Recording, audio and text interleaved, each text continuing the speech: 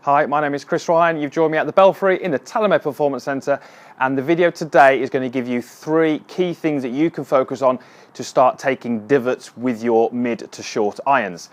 Also, in the corner of the screen, you should hopefully have details for Facebook, for Twitter and for Instagram. Please make sure you go ahead and follow me on those. It's a good chance for you to see kind of a little bit about behind the scenes, what I get up to on a daily basis, and also a good way for you to connect with me. Right, so 3 things that are going to help you take divots. So if you watch the best golfers, ladies tour, gents tour, you would see that most of the time with the mid to short irons, they are taking divots as they strike it. Now, lots of golfers that we see don't do this. If we could get them to move towards that sort of pattern, if you like, they would often find that they strike it better, they flight it better, and they get better results on the whole. We've got to make sure that we don't try and do this right through the bag, so you wouldn't really want to be doing this with your longer irons or your hybrids unless you have got a huge amount of speed in your golf swing. So make sure that this is more for your mid to short irons. So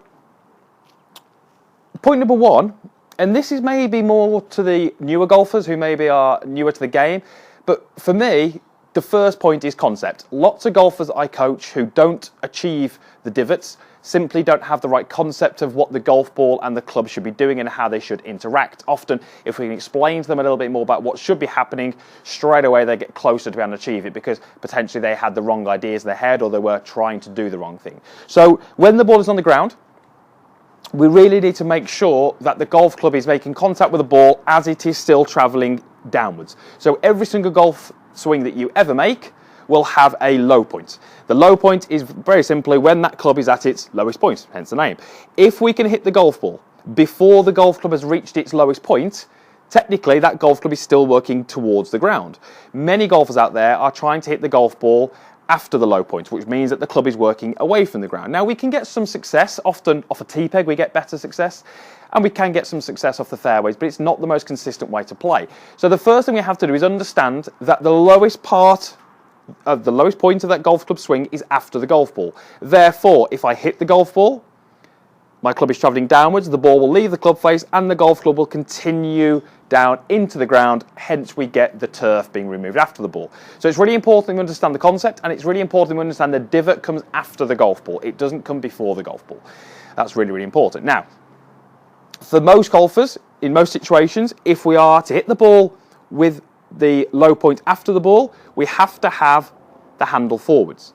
So in order for that club to be travelling downwards as it hits the ball, we need the handle forwards. And that brings us on to point number 2, which is making sure that at impact we have a good amount of rotation in the body.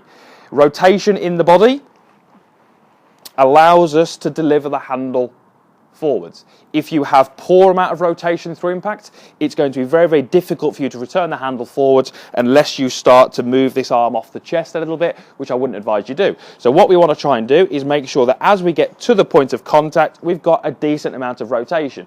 That means we've got rotation in your knees, in your hips, in your upper body, so your chest and your shoulders.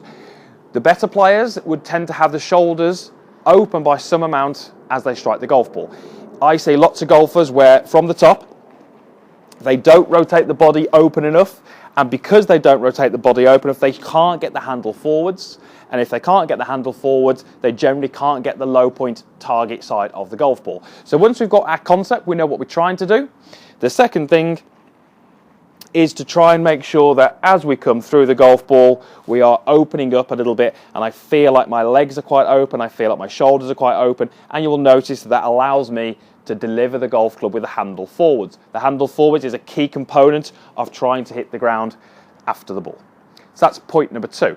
Now point number 3 is really trying to keep some extension in the arms for about 2 to 3 feet post impact. So even if I have the right concept, even if I have my body opening up correctly, I can still flex the arms, which causes the golf club to move away from the ground too soon, and therefore I can't get my low point after the golf ball. So it's not uncommon to see someone make what appears to be a good move into here. The body looks like it's opening up, but we can easily flex the arms, pull the grip in towards us, and we start to catch those top shots, and we don't get the divot. So it's important that once we've got the right concept, once we've got the right body rotation, we start to be confident in extending the arms for, say, about 3 feet after the golf ball. After this point, both arms will begin to flex as we move towards, hopefully, a nice, relaxed follow-through.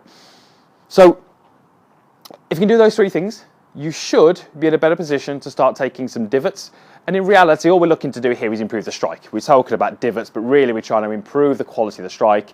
If we can improve the quality of strike, we'll hopefully improve the quality of your golf.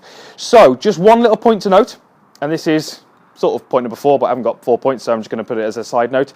Focus on the ground after the ball. That's a really good way of doing this. So certainly when I'm doing this little exercise here, I am focusing on the ground after the ball, and that's really going to help me get that low point target side of the golf ball.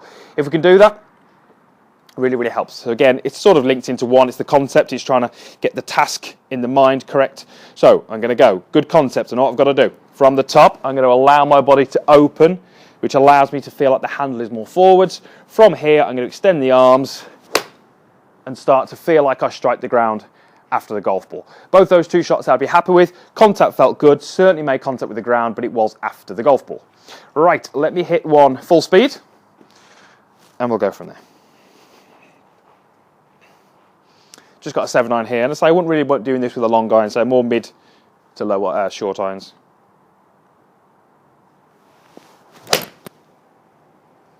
And again, I'd be pretty happy with that. So, striking the golf ball with the irons more consistently is something that I think a lot of golfers need to do to improve their game. These 3 things might help you do some of those and might help you strike that ball a little bit better.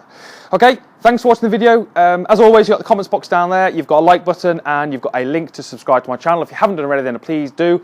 It just means that you'll get first access to the videos and you won't miss any of the content. Okay, thanks again for watching, and we'll see you again next time.